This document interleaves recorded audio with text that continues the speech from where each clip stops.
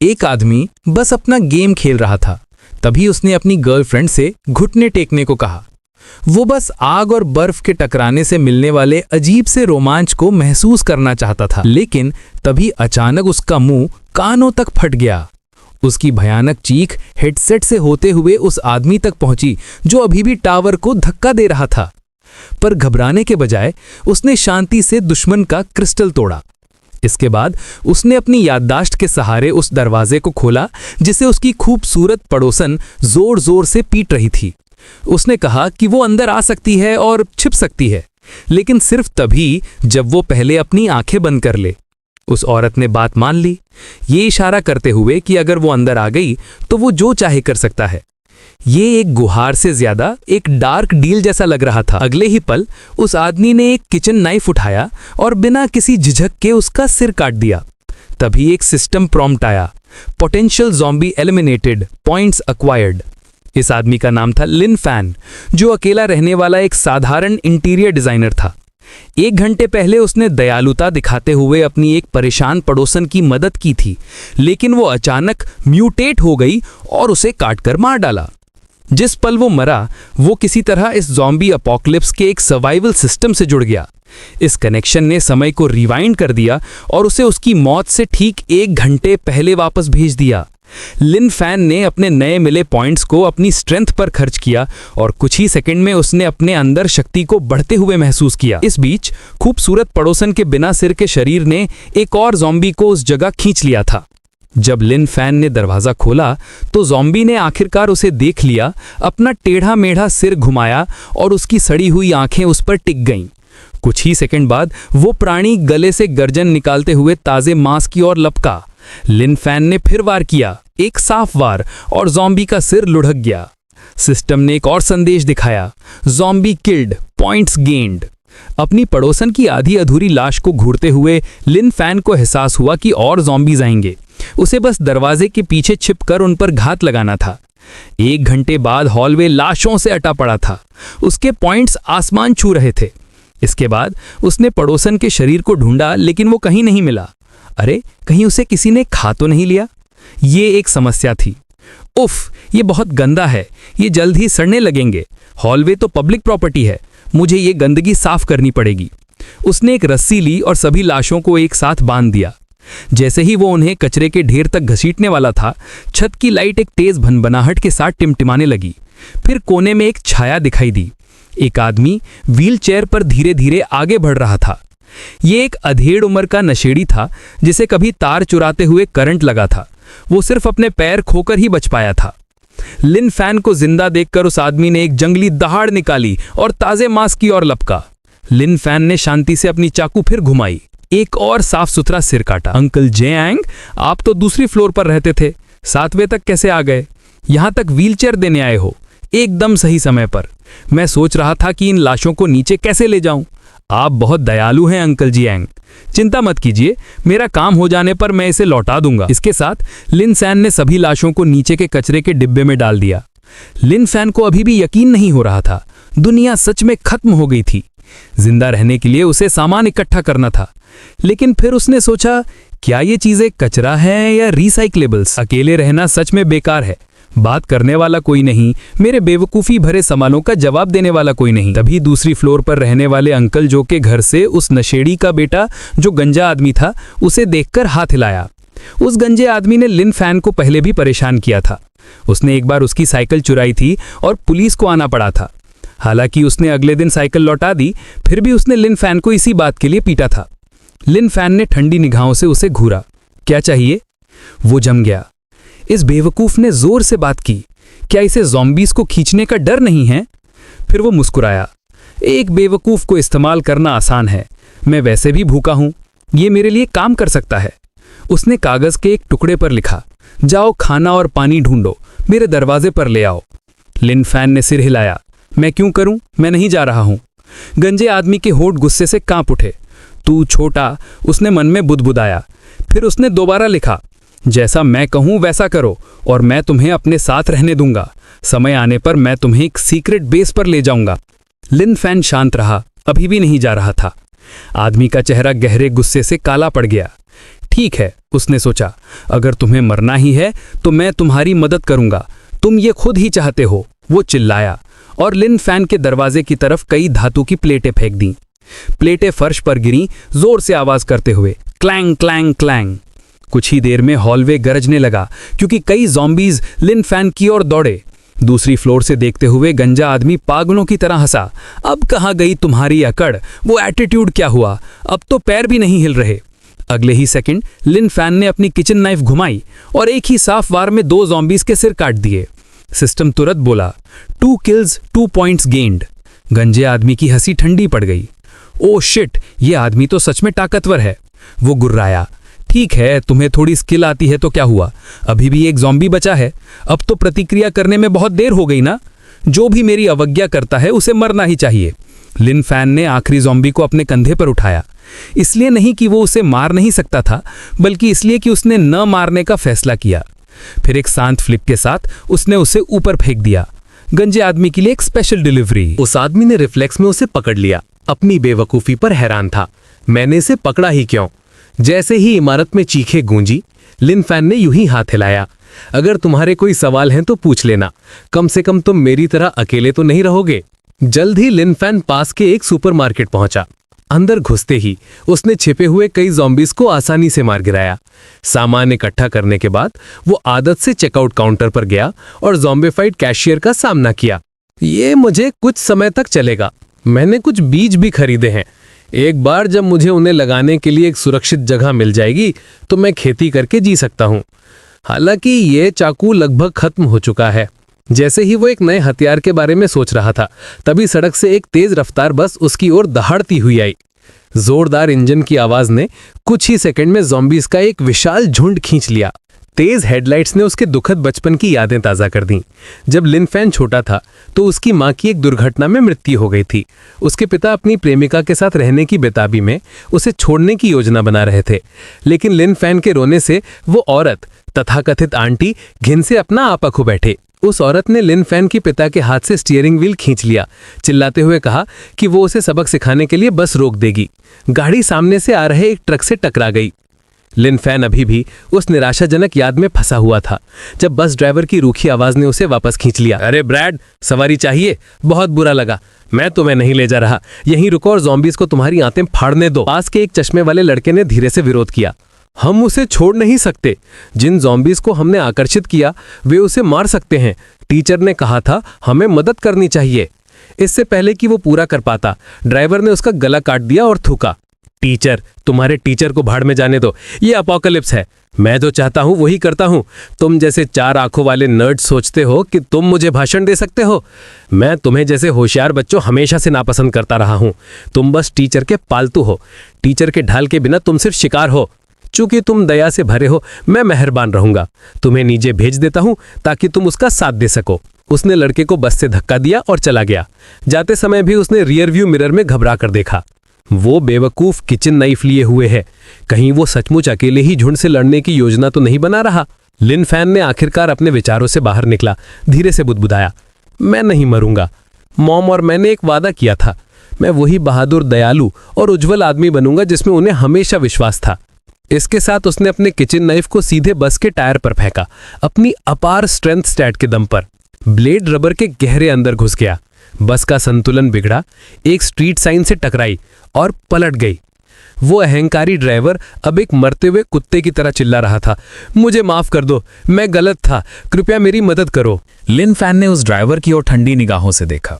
तुम जो किया उसके लिए माफी नहीं मांग रहे हो, तुम बस डरे हुए हो क्योंकि तुम्हें आखिरकार पता चल गया है कि तुम मरने वाले हो। उसने हल्की मुस्कान दी। ठीक है, तुम्हारे दोस्त आ गए हैं, मैं तुम्हें उनसे मिलने देता हूं। वो आदमी जम गया। क्या कह रहे हो? मेरे कोई दोस्त नहीं है, रुको, वापस आओ, मुझे बचाओ। तभी वो लड़का जिसका उसने गला काटा था बस के सामने ज़ॉम्बी के झुंड के साथ दिखाई दिया जो बस का पीछा कर रहा था।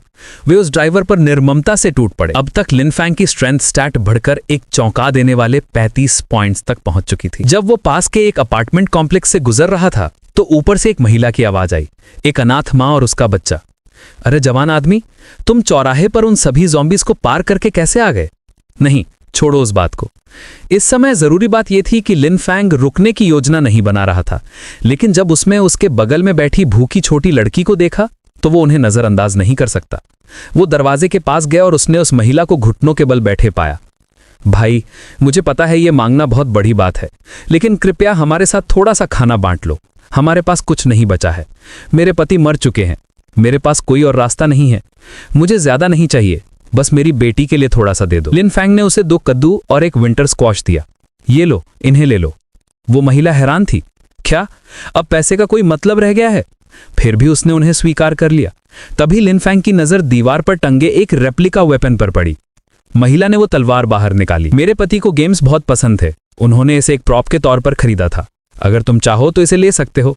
बाहर खतरा है, तुम्हें अपनी रक्षा के लिए कुछ चाहिए। लिन फैंग ने कहा कि इसे ऐसे ही लेते हुए उसे बुरा लग रहा है, लेकिन वो इसे नीचे नहीं रख पा रहा था। इसे ले लो, उसने जोर दिया। मेरी बेटी और मुझे इसकी जरूरत नहीं है, तुम्हें इसकी ज्यादा जरूरत है। लिन फैंग ने विनम्रता से हाथ हिलाकर अलविदा कहा। चिंता मत करो, मैं इसे मुफ्त में नहीं लूंगा। अगर तुम्हें कुछ चाहिए तो मुझे फोन करना। छोटी लड़की को वो अजीब लगा, लेकिन मां ने फुसफुसाते हुए कहा, शायद हम ही हैं जो टूट चुके हैं। लिन फैंग ने रोमांच के साथ उस प्रॉप वेपन को परखा। मैंने ये फ्रॉस्टॉन ऑनलाइन देखा था, मुझे एक चाहिए था। ज़ॉम्बीज़ को काटने में बहुत मजा आएगा। ठीक उसी पल एक औरत अचानक ऊपर से गिरी और उसके पैरों के पास धड़ाम से गिर पड़ी। उसका शरीर चोटों से भरा था। उसकी अखंड त्वचा पर नीले और बैंगनी निशान साफ दिख रहे थे। 5वीं मंजिल की बालकनी पर एक मोटा आदमी परेशान होकर देख रहा था।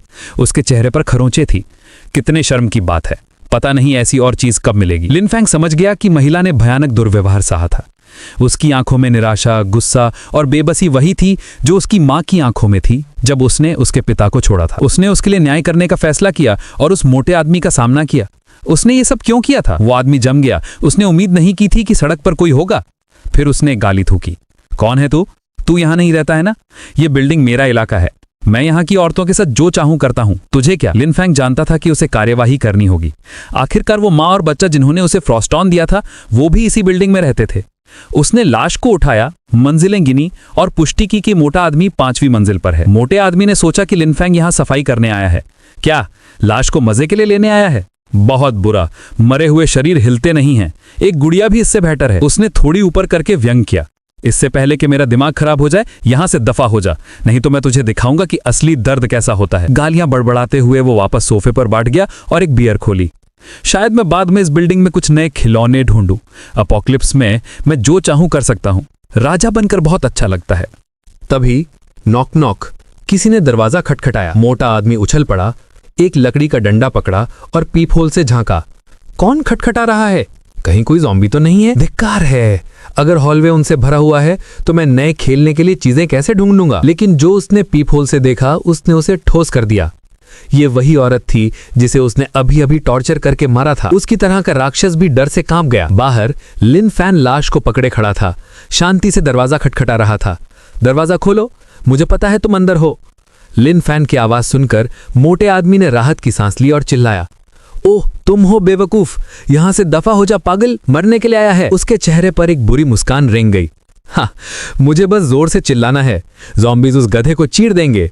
मैं सच में जीनियस हूं। अगले ही पल मजबूत दरवाजा एक जोरदार धमाके के साथ अंदर की ओर फट गया। मोटा आदमी हैरान होकर जमीन पर गिरा। उसकी आंखें फटी रह गई। इसने स्टील का दरवाजा कैसे तोड़ दिया? लिन फैन ने चारों ओर देखा और कमरे में बिखरे हुए टॉर्चर टूल्स देखे। मोटा आदमी खुद को धक्का देकर ऊपर उठा, अभी भी गालियां दे रहा था। ये क्या है अजीब आदमी, तू मेरे घर में लाश क्यों लाया? तुझे मुसीबत चाहिए? लिन फैन ने शांति से कहा, बेशक मैं उसे लाया हूं। वो तुम्हें कीमत चुकाते हुए देखने की हकदार है। कुछ देर बाद लिन फैन ने मोटे आदमी को बांध दिया, उसके मुंह में गैग लगा दिया और उसे पुलिस स्टेशन ले जाने के लिए तैयार था। मोटा आदमी गुर्राया, संघर्ष कर रहा था। तुम पागल हो, मुझे छोड़ दो। क्या तुमने कभी ज़ॉम्बी फिल्में देखी हैं? अपोकलिप्स वाले उपन्यास पढ़े हैं?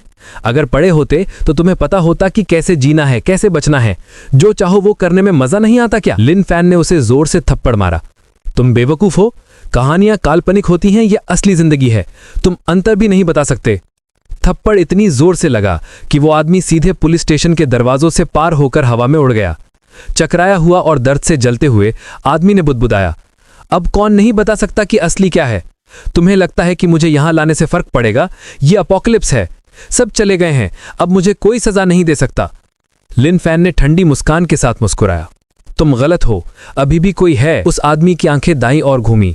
उसके गले पर एक सड़ी हुई सांस महसूस होते ही उसका शरीर कड़ा हो गया। ज़ॉम्बी पुलिस अधिकारियों की एक टुकड़ी ने उसे घेर लिया था। लिन फैन की आवाज धीमी और शांत थी। देखो, ज़ॉम्बीज होने के बावजूद भी वे अभी भी न्याय बनाए रखते हैं, दोषी को सजा देते हैं। अगले दिन एक आर्मर्ड ट्रक शहर की लाइब्रेरी के बाहर आकर रुका। 3 जीवित बचे लोग बाहर निकले। वे मेडिकल की किताबें ढूंढ रहे थे। उन्होंने सावधानी से चारों तरफ देखा और कोई ज़ॉम्बी नजर नहीं आया। वाह, शायद हम किस्मत वाले हैं, एक ने कहा। लेकिन उनकी नेता, एक तेज नजर वाली महिला ने हाथ उठाया। रुको, अंदर मत भागो। उसने अपनी चाकू से एक स्टील के खंबे पर टैप किया। क्लैंग क्लैंग, हवा को जांचते हुए। उसके दोनों साथी तनाव में आ गए। अगर कोई झुंड आता तो भागने के लिए तैयार थे। जब कुछ नहीं हुआ तो उसने सिर हिला दिया। ठीक है, चलो पहले मेडिकल सेक्शन देखो। तभी लिन फैन अचानक एक शेल्फ के पीछे से प्रकट हुआ और मुस्कुरान के साथ उनका अभिवादन किया। उन आदमियों में से एक चीख पड़ा और सदमे से गिर पड़ा। अरे बाप रे, एक ज़ॉम्बी! ये तो बात कर सकता है। लिन फैन ने अपने हाथ जोर से हिलाए। नहीं नहीं, शांत हो जाओ, मैं इंसान हूं, मैं जिंदा हूं। महिला ने भौहें सिकोड़ी। तो तुम यहां क्या कर रहे हो? लिन फैन ने अपने हाथ में पकड़ी किताब vegetable growth and cultivation guide को ऊपर उठाया और मुस्कुराया। जाहिर है, पढ़ रहा हूं, लाइब्रेरी में और क्या किया जाता है। उनमें से एक आदमी बुदबुदाया, सोचते हुए कि यह बात सही है। बॉस, क्या तुमने अभी एक बेवकूफी भरा सवाल नहीं पूछ लिया? नेता फुसफुसाई। चुप रहो। इसके बाद उसने लिन फैन से विनम्रता से बात की। हम तुम्हें कोई नुकसान नहीं पहुंचाना चाहते। अगर हमने तुम्हें परेशान किया तो माफ करना। लिन फैन ने जवाब दिया, कोई बात नहीं, बस ज्यादा आवाज मत करो, ये एक लाइब्रेरी है। तीनों ने एक दूसरे को देखा। उन्हें किसी जाल का शक हो रहा था। एक आदमी बुदबुदाया, जो तलवार वो पकड़े हुए है वो मैंने एक गेम में देखी है। उसे साथ रखना आमतौर पे तो सही लगता है, लेकिन ये आदमी शायद पागल हो सकता है। नेता भी परेशानी मोल नहीं लेना चाहती थी। चाहे ये जाल हो या अस्थिर आदमी, इसे उकसाना मत। चुपचाप किताबें लो और जाओ। उसे अंदर से लग रहा था कि ये आदमी छेड़ने लायक नहीं है। कोई ठोस कारण नहीं, बस अंतर्ज्ञान। परेशानी से बचने के लिए तीनों ने चुपचाप अपनी किताबें इकट्ठा करने की रफ्तार बढ़ा दी। जैसे ही वे जाने की तैयारी कर रहे थे, लिन फैन जो पढ़ रहा था उसने आवाज लगाई, क्या तुम लोग अब जा रहे हो? तीनों तन गए, डर गए कि कहीं वो कोई परेशानी ना खड़ी कर दे। नेतादेव विनम्र रहने की कोशिश की। क्या आपको कुछ चाहिए? लिन फैन ने कहा, अगर तुम इतनी सारी किताबें ले जा रहे हो तो तुम्हें उन्हें रजिस्टर करवाना चाहिए। ये निजी चीजें नहीं है, उधार ली गई चीजों का लॉग होना जरूरी है। तीनों जम गए।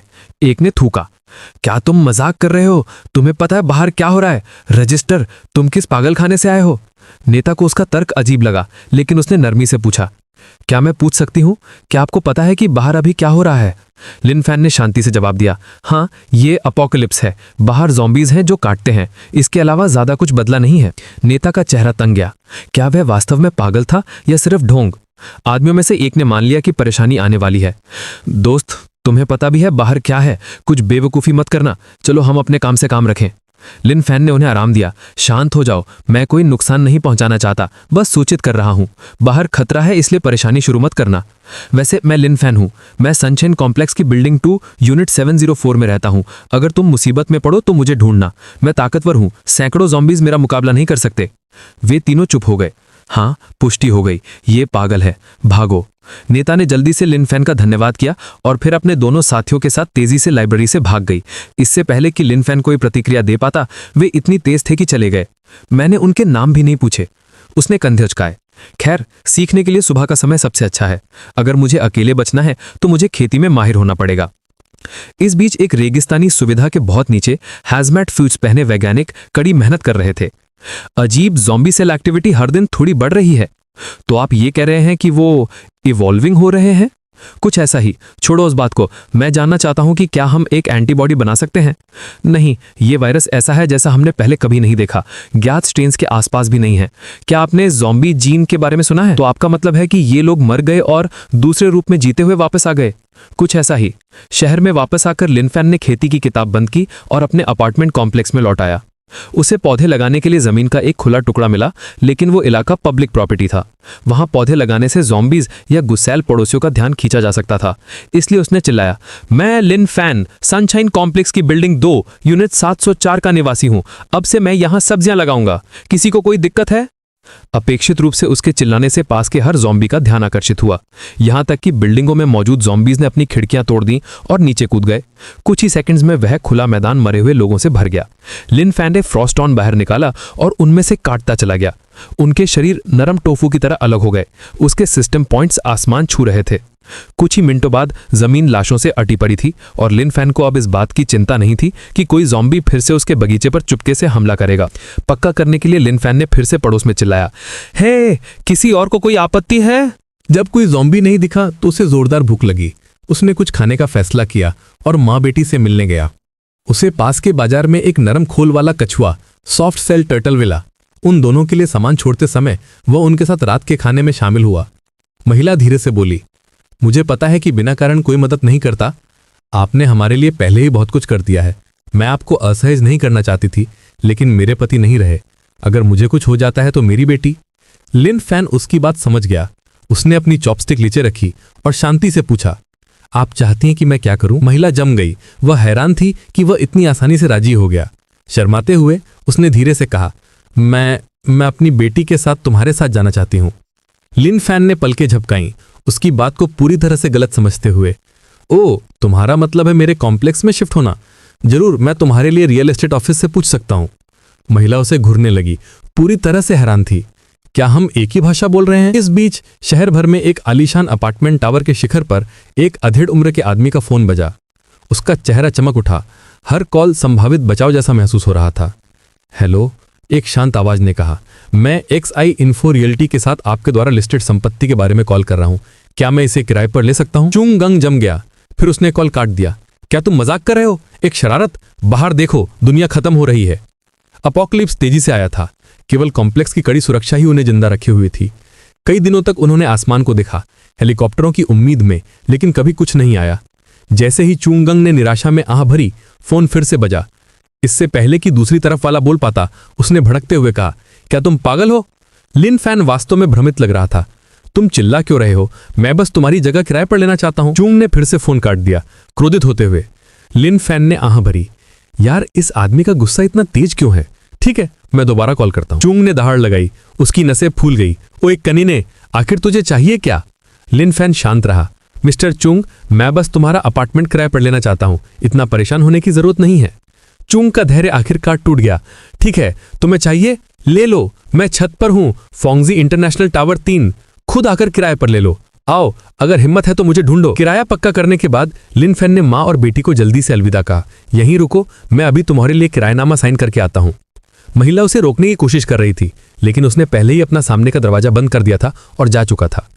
कहीं और एक युवक चुंग गंग के पास आया। बॉस, क्या हुआ? उसने फुसफुसाया। चुंग ने कंधे उचकाए। कुछ नहीं, बस एक बेवकूफ। बच्चे ने चुंग को एक तरफ खींचा। उसे भूल जाओ, मेरे साथ आओ, असली बिजनेस पर बात करनी है। उसने अपनी आवाज धीमी की। बॉस, मैंने हिसाब लगाया है, हमारा सामान शायद 2 हफ्ते तक चलेगा। चुंग ने भुएं सिकुड़ी। तो तुम क्या कह रहे हो? युवक ने फुसफुसाया। हम कुल मिलाकर 15 लोग हैं। वे 4 बूढ़े लोग बेकार हैं, हमें उनका ध्यान रखना चाहिए। चुंग हिचकिचाया। ऐसा खुले में करने से दूसरों को अच्छा नहीं लगेगा। उन बुजुर्गों ने पिछले कुछ दिनों से अपना खाना बांटा है। बच्चा मुस्कुराया। यह मुझ पर छोड़ दो। एक बार जब वे बूढ़े लोग रास्ते से हट जाएंगे तो हम अतिरिक्त आदमियों को भी हटा देंगे। और औरतें जो बदसूरत हैं वे भी जाएंगी। शिन ने सिर हिलाया। सुंदर वाली यहीं रखना। कम से कम समय काटने के लिए कुछ तो होगा, क्योंकि किसे पता था कि ये अपोकलिप्स कब खत्म होगा। किराए को मंजूरी मिलने के बाद लिन फैन अपनी साइकिल से फोंगजी इंटरनेशनल की ओर चल पड़ा। रास्ते में उसने लापरवाही से सड़क के किनारे से कुछ ज़ॉम्बीज़ को साफ किया। जीवित बचे लोग खिड़कियों और गलियों से झांक रहे थे। कुछ ने तो मदद के लिए इशारा भी किया। दूसरों ने व्यंग किया। उन्हें लगा कि ये आदमी ज़्यादा दिन नहीं टिकेगा। आखिरकार वो चीर फाड़ दिया जाएगा। काफ़ी दूर चलने के बाद लिन फैन ने पीछे मुड़कर देखा और उसके पीछे चल रहा झुंड जा चुका था। वो कॉम्प्लेक्स के गेट पर रुका और अंदर देखा। ये जगह उसके पुराने पड़ोस से कहीं ज़्यादा शानदार थी। छत पर एक समूह इकट्ठा था। कुछ अमानवीय साजिश रच रहा था। बुजुर्गों का सामान छीन लो, फिर उन्हें बिल्डिंग से नीचे फेंक दो। युवा आपस में फुसफुसा रहे थे, लेकिन बुजुर्ग इसके प्रति अंधे नहीं थे। वोंग जोंग वा एक सेवानिवृत्त सैनिक थे जिन्होंने काफ़ी लड़ाइयाँ देखी थीं। उन्होंने अपने बगल में बैठी सेवानिवृत्त आर्मी डॉक्टर की पत्नी गुआन को शांत किया।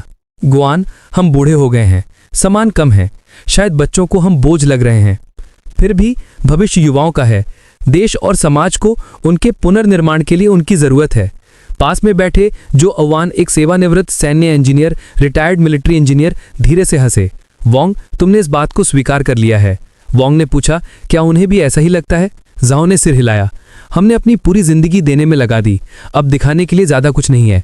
तुम उन्हें पूरी तरह से दोष नहीं दे सकते। जीवन रक्षा सबसे ज्यादा मायने रखती है। वोंग की पत्नी लियोंग येन ने आंखें घुमाई। हमने दशकों तक कष्ट सहा है, थोड़ी और परेशानी से कुछ नहीं बदलेगा। इस बीच चुन गंग और शियाओ बिंग ने अधिकांश युवाओं को इकट्ठा कर लिया था। अब वे चारों बुजुर्गों की ओर बढ़ रहे थे। शियाओ बिंग के मन में एक ज्यादा खतरनाक योजना थी। पहले बुजुर्गों को मारो, फिर अतिरिक्त आदमियों को और आखिर में चुन को। तब सारा सामान और औरतें उसकी होंगी। लेकिन वोंग जोंग वा आगे बढ़े और भीड़ को संबोधित किया। हम जानते हैं कि तुम क्या सोच रहे हो। चिंता मत करो, हम तुम्हारा सामान नहीं लेंगे और तुम्हें हमें बिल्डिंग से नीचे फेंकने की जरूरत नहीं है। कुछ कारनामे दाग छोड़ जाते हैं, वे तुम्हें सताएंगे। हम बूढ़े लोग घर जाएंगे और जो भी होगा उसका इंतजार करेंगे। फिर भी युवा आदमी शांत नहीं हुए। बिल्कुल नहीं, हम उन्हें रुकने नहीं दे सकते। क्या होगा अगर वे नीचे जाकर सुरक्षा दरवाजा खोल दें? इससे अच्छा है कि झुंड को बुलाया जाए।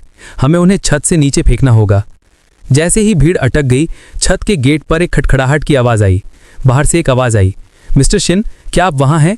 मैंने ही कॉल किया था। क्या मैं आपका अपार्टमेंट किराए पर ले सकता हूं? शिन ने दहाड़ मारी, जैसे उसने भूत देख लिया हो। अपोकलिप्स है, अब कौन किराए पर ले रहा है? तुम हो कौन?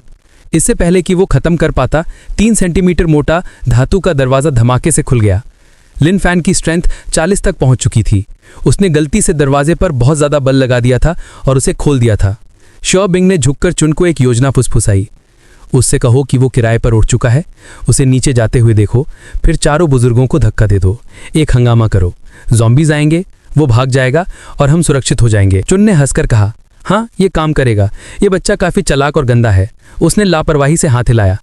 ठीक है, जगह तुम्हारी है, अब जाओ। लिन फैन ने उम्मीद नहीं की थी कि इतना आसान होगा। उसने अपनी जेब से ढेर सारा नगद निकाला। शिन ने पलकें झपकाई। क्या ये आदमी बेवकूफ है? शिन ने गुर्राया। ठीक है, जब तक चाहो रहो, अब यहां से दफा हो जाओ। जैसे ही लिन फैन ने अलविदा कहने के लिए हाथ हिलाया, उसने देखा कि कई बुजुर्ग छत छोड़ने की तैयारी कर रहे थे। माफ कीजिए, उसने आवाज लगाई। क्या आप मिस्टर झाओन हैं? झाओ ने आश्चर्य से पलकें झपकाई। तुम मुझे जानते हो जवान आदमी? लिन फैन ने उत्साह से सिर हिलाया और उनसे हाथ मिलाया। मैंने आपको टीवी पर देखा है। जब विदेशी राष्ट्रों ने हमारी हथियार की तकनीक को ब्लॉक कर दिया था, तो आपने उस टीम का नेतृत्व किया था जिसने सफलता हासिल की। आप राष्ट्रीय नायक हैं। जाओ हंसे। वो बहुत पहले की बात है, मेरी चापलूसी मत करो। लिन फैन दूसरों की ओर मुड़ा। क्या आप सब लोग छत छोड़ने की योजना बना रहे हैं? बाहर खतरा है। जाओ ने धीरे से सिर हिलाया। नहीं, हम रुकेंगे। सामान कम है, ये युवाओं के पास होना चाहिए। हमने अपनी उम्र जी ली है, जो बचा है उसे बर्बाद करने की जरूरत नहीं है। लिन फैन का चेहरा गहरा हो गया। उसके दिमाग में बुजुर्गों को त्यागने, उनके साथ दुर्व्यवहार करने और उन्हें मरने के लिए छोड़ देने की तस्वीरें पड़ गईं। यहाँ तक कि चुंगंग भी उसकी आंखों के भाव से सहम गया। ये आदमी, ये खतरनाक है।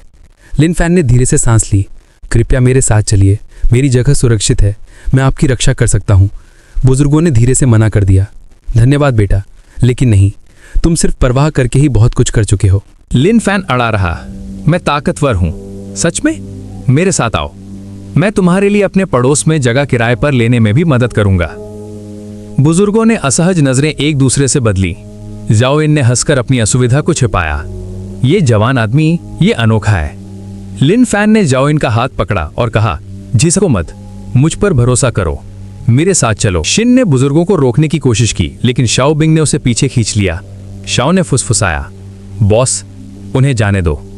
एक बार जब वे नीचे होंगे तो हम ज़ॉम्बीज़ को भड़काएंगे। वो और वे बूढ़े आदमी एक साथ चीर दिए जाएंगे। इन बुजुर्गों ने कभी अपने देश के लिए मरने की इच्छा रखी थी। अब बुढ़ापे में उन्हें युवाओं द्वारा सुरक्षित क्षेत्र से धकेल दिया गया था। युवाओं ने बुजुर्गों के सामान को जमा कर लिया और नीचे फूल के गमले फेंकते रहे और शोर मचाते रहे।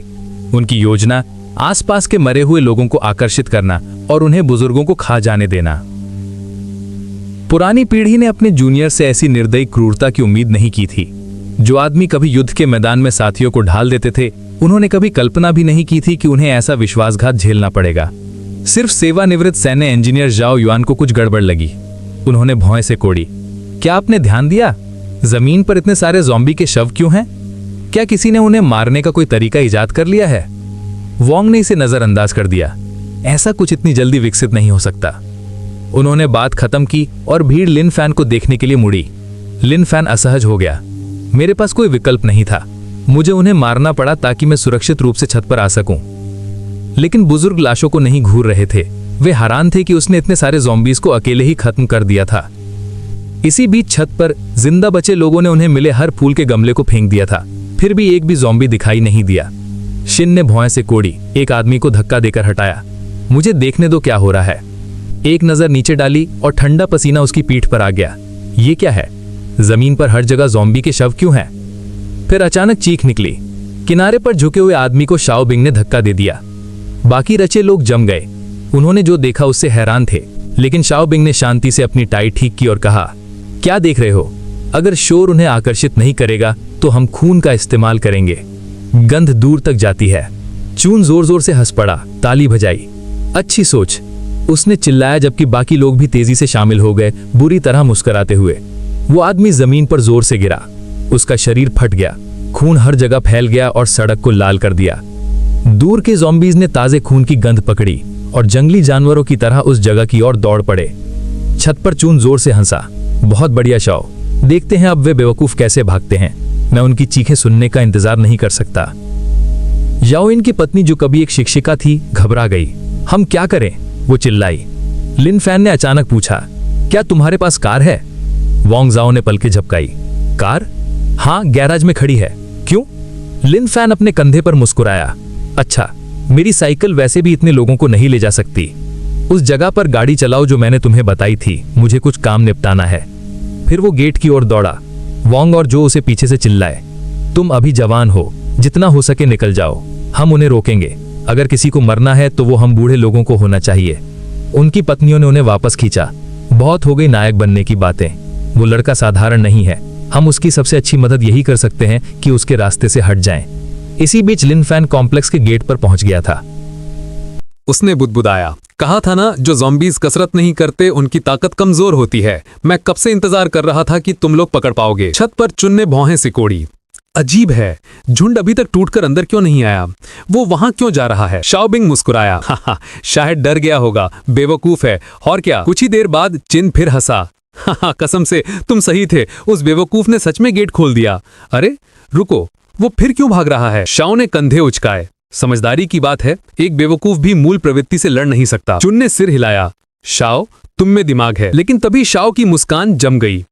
रुको चुन, कुछ गड़बड़ है, वो हमारी तरफ दौड़ रहा है। दोनों के चेहरे पीले पड़ गए। वो ज़ॉम्बीज़ को सीधे हमारे पास ला रहा है, वे चीखे। नीचे मरे हुए लोगों का झुंड एक काली लहर की तरह उमड़ पड़ा, जो लिन फैन का पीछा करते हुए सीधे आवासीय टावर में घुस गया। कुछ ही देर बाद लिन फैन छत पर फिर से दिखाई दिया।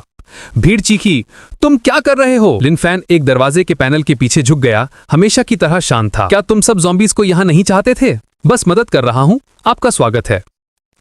सेकंडों बाद दर्जनों ज़ॉम्बीज़ छत पर उमड़ पड़े। उनकी आंखें ताजे शिकार पर टिक गईं। चैन का चेहरा खून से रहित हो गया। तुम कमीने, तुम बिल्कुल कमीने हो, वो चीखा। चारों बुजुर्गों के लिन फैन के समुदाय में आने के बाद हर कोई जल्दी से करीब आ गया। वो अक्सर लिन फैन और ली मे के साथ साधारण भोजन करते थे, जिससे शांत अपार्टमेंट ब्लॉक में फिर से जान आ गई। एक दोपहर फे ने देखा कि लिन फैन उसे घूर रहा था। उसने घबराकर अपने गाल को छुआ, ये सोचकर कि उसके चेहरे पर कुछ है। काफी देर रुकने के बाद लिन फैन ने आखिरकार पूछा, तुम्हारा स्कूल बैग कहाँ है? फे भ्रमित होकर पलकें झपकाई। School bag? कौन सा स्कूल बैग? लिन फैन ने ग्रैंडमा यांग की ओर इशारा किया। अपोकलिप्स में भी तुम अभी भी एक बच्ची हो।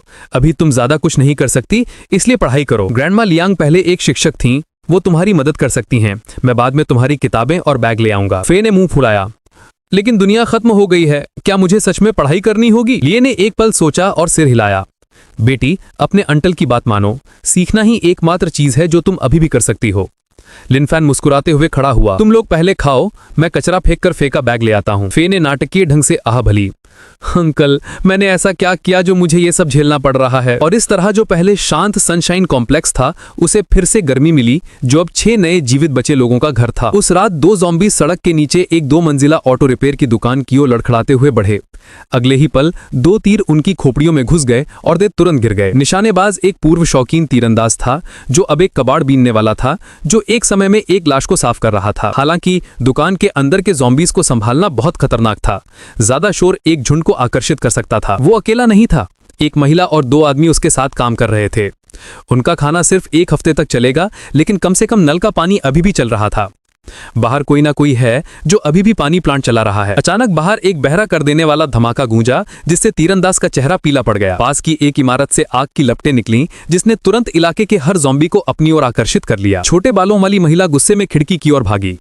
किसने किया ये शोर? बाहर एक अकेली महिला अपनी जान बचाकर भाग रही थी, डर से चीख रही थी जैसे ही झुंड उसके करीब आ रहा था। फिर धड़ाम, एक विशाल हाथ नीचे आया और उससे टकराकर खून के तालाब में कुचल दिया। एक विशालकाय म्यूटेंट ज़ॉम्बी लगभग 4 मीटर ऊंचा वहां खड़ा था। उसका शरीर काले कोहरे में निपटा हुआ था, राक्षसी और ताकतवर। छोटे बालों वाली महिला के होंठ कांप उठे। एक म्यूटेंट ज़ॉम्बी, वे विकसित हो सकते हैं। तभी पास की एक गली से कचरे के डब्बों के पहियों के जमीन से घिसटने की आवाज आई। वो जम गई, ये सोचकर कि कोई और विशालकाय ज़ॉम्बी आ रहा है। लेकिन इसके बदले लिन फैन शांत होकर बाहर निकला, एक कचरे के डब्बे को घसीट रहा था, झुंड और म्यूटेंट को गिराते हुए जैसे कुछ ना हुआ हो। उसकी स्ट्रेंथ सीमा तक पहुंच चुकी थी। उसकी ताकत और रफ्तार इंसानों से परे थी। जैसे ही वो गली से गुजरा, उसने गिरे हुए राक्षस की झलक भी नहीं देखी। मरम्मत की दुकान की दूसरी मंजिल पर छिपी हुई छोटे बालों वाली महिला ने लिन फैन को पहचाना और फुसफुसाई, ये वही है, ये सच में वही है। दूसरे आदमियों को लगा जैसे वे अभी अभी मौत से बचे हैं। क्या मुझे कुछ दिख रहा है? कोई कचरे का डिब्बा ढकेल रहा है। बॉस, उसने ज़ॉम्बीज को दूर कर दिया, हम बच सकते हैं। दृश्य लीमे के पुराने अपार्टमेंट ब्लॉक के नीचे के सुपरमार्केट में कट गया। लिन फैन ने कॉम्प्लेक्स के गेट पर डिब्बे को पार किया और फ्याई का बैकपैक और किताबें लेने के लिए ऊपर गया। सुपरमार्केट की दूसरी मंजिल पर छिपे हुए ठगों ने नीचे आवाज लगाई, अरे तुम क्या कर रहे हो? लिन फैन ने ऊपर देखा और शांति से जवाब दिया, तुम्हें कुछ चाहिए? कॉम्प्लेक्स का कचरा भरा हुआ है, मैं बस इसे फेंकने की जगह ढूंढ रहा हूँ और कुछ सामान लेने आया हूँ। इससे पहले कि वो खत्म कर पाता, उन्होंने उसका मजाक उड़ाना शुरू कर दिया। इस आदमी की बात सुनो, कचरा फेंकना क्या प्रतिभा है? केवल अपॉकलिप्स में ही कोई कचरे की ड्यूटी में विशेषज्ञ बनेगा। लिन फैन को यह अजीब नहीं लगा। कचरा फेंकना सामान्य है, अपॉकलिप्स हो या ना हो, जीवन चलता रहता है। अगर तुम्हें मदद चाहिए तो बताओ। गंजे आदमी ने व्यंग किया, तुम बेवकूफ, हम यहाँ आराम से रह रहे हैं। तुम सच में पूछ रहे हो कि हमें मदद चाहिए?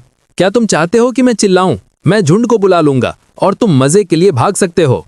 लिन फैन ने समय बर्बाद करने की परवाह नहीं की। उसने हाथ हिलाया और बाय कहा, फिर चला गया। उस अधूरे विदाई ने ठगों की क्रूरता को भड़का दिया। उन्होंने ज़ॉम्बीज को लुभाने की योजना बनाई, बस ये देखने के लिए कि कोई पीछे किया जा रहा है। उन्हें भरोसा था कि दूसरी मंजिल सुरक्षित है। आखिरकार ज़ॉम्बीज उड़ते तो नहीं हैं। फिर चारों ठगों ने टूटे हुए मेगाफोन की तरह हाहाकार करना शुरू कर दिया। उनकी चीखें सड़क पर गूंज उठीं। वे मिनट तक चिल्लाते रहे, लेकिन नीचे एक भी ज़ॉम्बी नहीं दिखा। ये क्या बकवास है? कहाँ है वे कमीने ज़ॉम्बीज? ऐसा नहीं हो सकता, ये इलाका साफ है, वे सब गायब नहीं हो सकते। सड़क के उस पार लिन फैन एक दूसरी इमारत के गेट के पीछे खड़ा होकर पीछे देखा। शांत हो जाओ, उसने शांति से कहा, वो जल्द यहां होगा। इसके साथ ही वो नजर से ओझल हो गया। ठगों ने चिढ़कर बुदबुदाया, बस्किल, उस बेवकूफ को मारने के लिए ज़ॉम्बीज को भी नहीं ला पाया।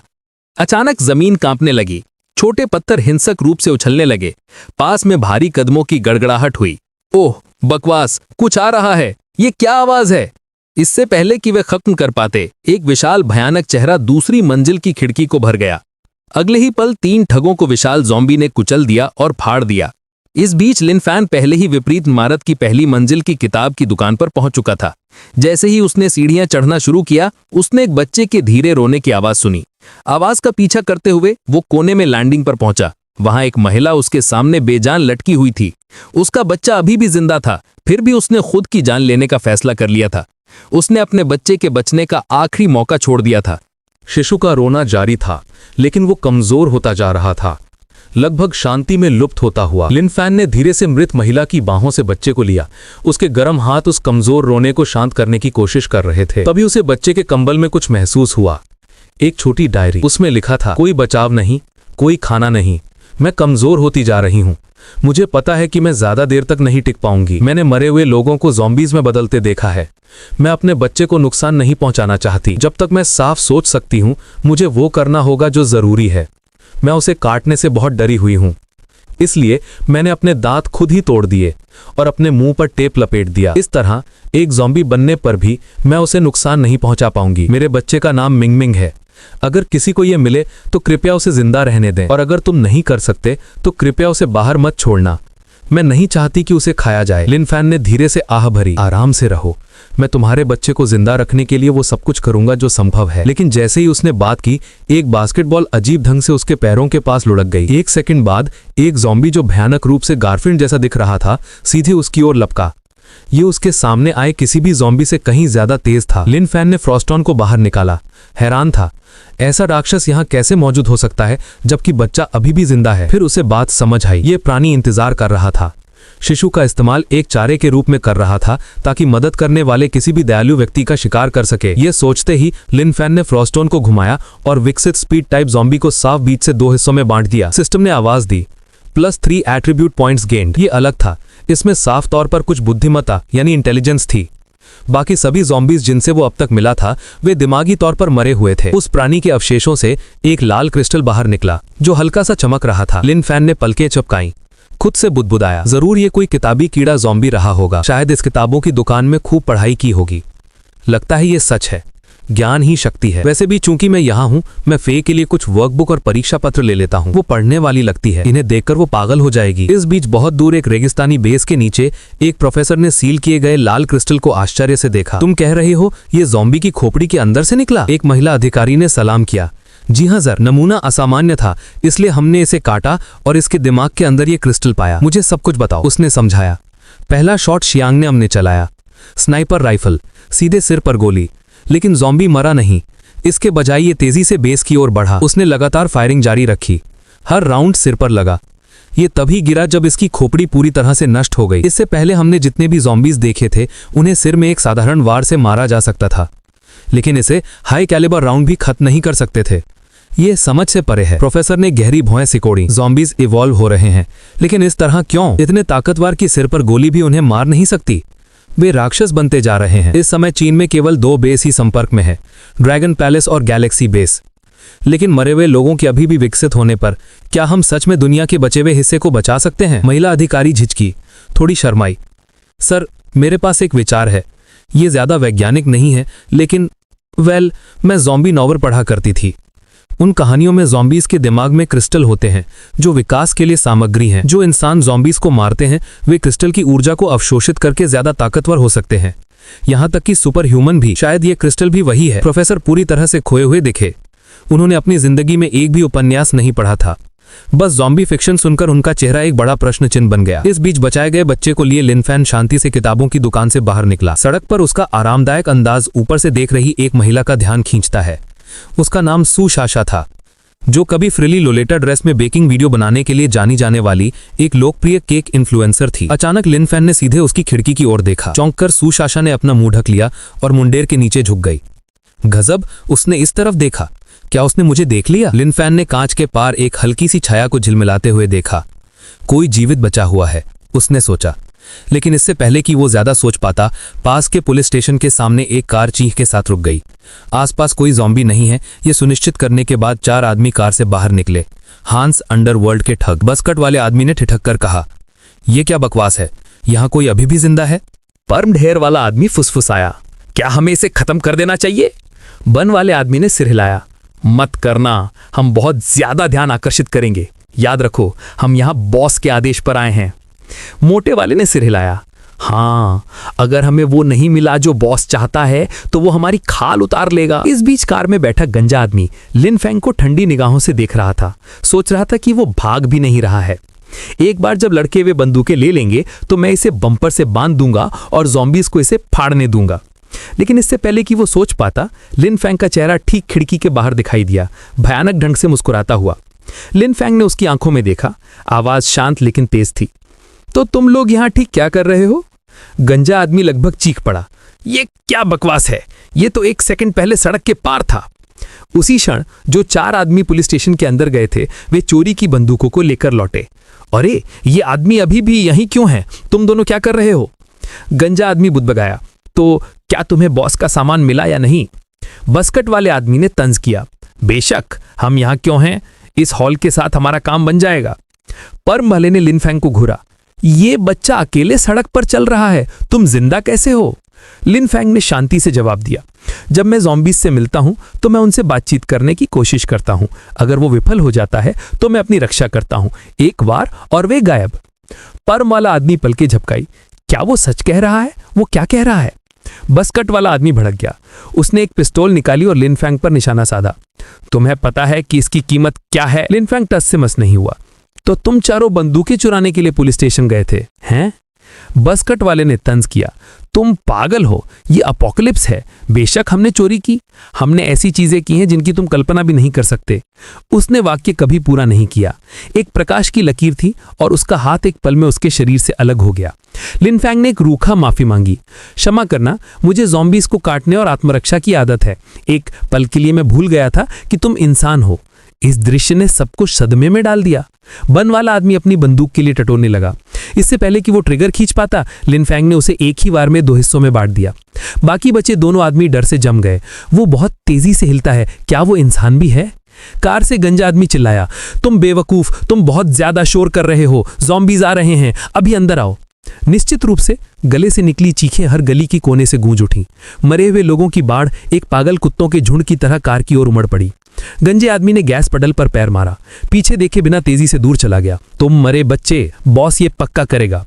छोड़े हुए दोनों आदमी उसके पीछे चिल्लाए, तुम कमीनो, हम अभी भी यहीं हैं, अपनी गाड़ी वापस लाओ। लिन फैन ने अपनी तलवार म्यान में रखी और आह भरी।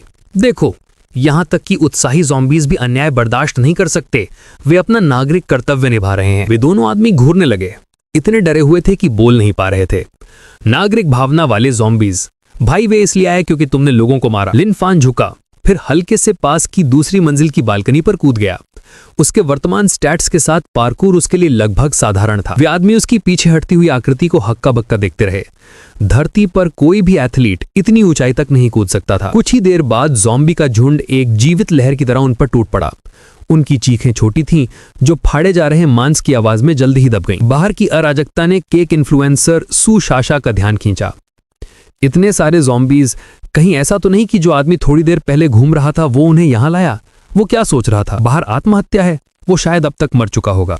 लेकिन इससे पहले कि वो सोच पाती, लिन फैन का चेहरा अचानक उसकी खिड़की के ठीक बाहर दिखाई दिया।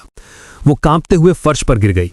रुको, ये तो दूसरी मंजिल है, उसका चेहरा यहाँ कैसे है? बाहरी एसी यूनिट पर खड़े होकर लिन फैन ने मान लिया कि वो अपोकलिप्स से सदमे में है। वो डरी हुई है, मुझे उसे समायोजित होने के लिए समय देना चाहिए। मैं उसकी खिड़की पर रोज जाऊंगा। उसने ईमानदारी से सोचा, मैं उस पर मुस्कुराऊंगा, उसे दया दिखाऊंगा, उसे पता चल जाएगा कि मैं कोई नुकसान नहीं पहुंचाना चाहता। इसी बीच सू शाशा ने एक फ्रूट नाइफ पकड़ ली थी। ओह नहीं, उसने मुझे देख लिया। मैं क्या करूं? मैं भाग नहीं सकती। वो अन्य जीवित बचे लोगों को सतर्क कर देगा। मैं उन्हें मुझे जिंदा नहीं पकड़ने दूंगी। अगर मैं उससे लड़ नहीं सकती तो मैं पहले खुद को चाकू मार लूंगी। उसे खेलने के लिए गर्म शरीर नहीं मिलेगा। इसी समय होंगगूरे में एक आलीशान पहाड़ी हवेली के अंदर गंजा ठग घबराहट के भाव से दरवाजे से घुसा। बहुत समय मुसीबत हो गई है। दाग वाले चेहरे का आदमी एक सिगार पर कश ले रहा था। भौहें सुकूड़ी। मुसीबत? तुम 5 लोग गए और केवल तुम वापस आए। गंजे आदमी ने अपनी कहानी को बढ़ा चढ़ाकर बताया। बॉस, जब हम पुलिस स्टेशन पहुंचे तो शडोले एक और ग्रुप छुपा हुआ था। जैसे ही हमें गंदू मिली, उन्होंने ज़ॉम्बीज़ को सीधे हमारे पास बुला लिया। गंजा आदमी हकलाया। मैंने लड़कों से कार में बैठने को कहा, लेकिन ज़ॉम्बीज़ बहुत ज्यादा थे। सड़क बंद थी, मेरे पास अंदर ही गाड़ी चलाने के अलावा कोई विकल्प नहीं था। वो घबरा रहा था। मैं बॉस को पता नहीं लगने दूंगा कि वो सिर्फ एक आदमी था। झुंड देखते ही मैं उन्हें छोड़कर भाग गया। उसने घबरा कर अपने बॉस की ओर देखा। वो कुछ कह क्यों नहीं रहे हैं? ओह, कसम से वो मुझे मारने वाले हैं। यह आदमी नंगे हाथों से ईंटें तोड़ सकता है। ओह हाँ, उसने तो एक बार थप्पड़ से एक पत्थर वो भी तोड़ दिया था। वोंग डेफू ने आखिरकार ऊपर देखा, जलते हुए सिगार को गंजे के माथे पर दबा दिया। तुम बाहर मरे क्यों नहीं? गंजा आदमी कांप गया। चीखने से बचने के लिए उसने अपनी जीभ दांतों से दबा ली। वो जानता था कि अगर उसने आवाज निकाली तो बॉस का गुस्सा उसे खत्म कर देगा। जब सिगार बुझ गया तो उसने एक दयालु मुस्कान जबरदस्ती दी। बॉस, मैं बस आपके लिए गाड़ी चलाना चाहता था, बस इतना ही। वोंग डेफू ने चिढ़कर फुसफुसाया, लेकिन इतना नहीं कि उसे मार दे। उसने सिगार को फेंक दिया। दफा हो जाओ। पीछे हटते हुए वोंग डेफू की आंखें ठंडी हो गईं। उसने पूरे विला कॉम्प्लेक्स को अपना बेस बनाने की योजना बनाई थी, कदम दर कदम बाहर की ओर विस्तार करना। लेकिन अब ऐसा लगता है कि हांगगूरे में एक और टीम का यही विचार था, और उनमें बंदूकों के लिए पुलिस स्टेशन पर छापा मारने की हिम्मत भी थी। लगता है मुझे पहले हमला करना होगा, उसने बुड़बुड़ाया। अगली सुबह यांग वैंग कम्युनिटी पर धूप फैल गई थी। बुजुर्ग मिसेस सुगवान बगीचे में घुटनों के बल बैठी थीं, लिन फैन द्वारा लाए गई बीज लगा रही थीं। इसी दौरान मिस्टर झाओ आन और मिस्टर वोंग जैंग वो ज़ॉम्बीज़ को बाहर रखने के लिए लकड़ी के तख्तों से गेट और निकास को मजबूत कर रहे थे। दूसरी तरफ ग्रैंडमा यांग छोटी फेई को ट्यूशन दे रही थीं। धैर्यपूर्वक उसे अंक गणित, पदार्थ विज्ञान और रसायन विज्ञान एक एक करके समझा रही थीं। फेई ने आखिरकार अपना होमवर्क पूरा किया तो देखा कि कुछ और पाठ्य पुस्तकें अचानक मेज पर रखी हुई हैं। लिन फैन गर्व से मुस्कुराया। मुझे पता था तुम एक मेहनती बच्ची हो।